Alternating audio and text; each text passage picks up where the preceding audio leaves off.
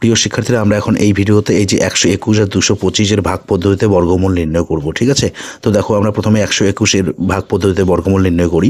তার জন্য আমরা দেখো এই সংখ্যাটির ডান দিকের দুটি অঙ্ককে আমরা ধরবো একক এবং বাঁ দিকে দুটি অঙ্ক নেই, একটি রয়েছে, তো একটিকে আমরা এখানে ধরবো দশক। ঠিক আছে, একক দশক।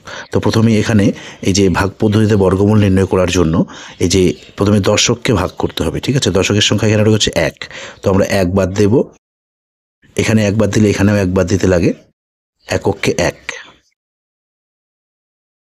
1 থেকে 1 বিয়োগ করলে 0 হবে, লেখার প্রয়োজন হয় না। ঠিক আছে, এই 21 নামাতে হবে। ভাগ পদ্ধতিতে বর্গমূল নির্ণয় করার সময় কিন্তু এই যে দুটি করে অঙ্ক নামাতে হয়। ঠিক আছে, এক জোড়া সংখ্যা নামাতে হয়।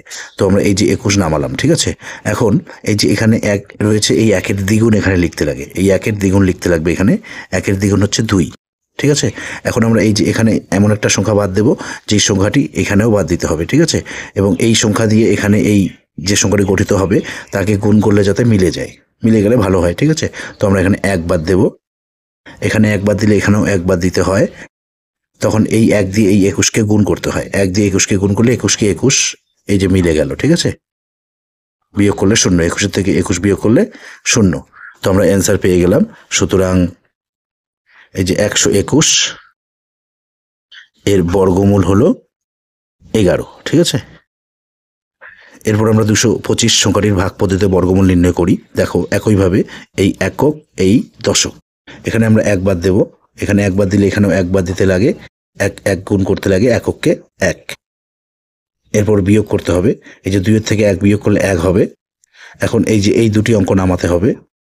এরপরে এই যে 1-এর দ্বিগুণ এখানে লিখতে লাগবে 2। ঠিক আছে, এখন আমরা এই যে এখানে 5 বাদ দেবো। ঠিক আছে, এখানে 5 বাদ দিলে এখানেও 5 বাদ দিতে লাগবে। তখন এই 5 দিয়ে এই 25কে গুণ করতে হবে, 5 দিয়ে 25কে গুণ করলে আমরা পাবো 5 25-এ 125। ঠিক আছে, এই মিলে গেল 0।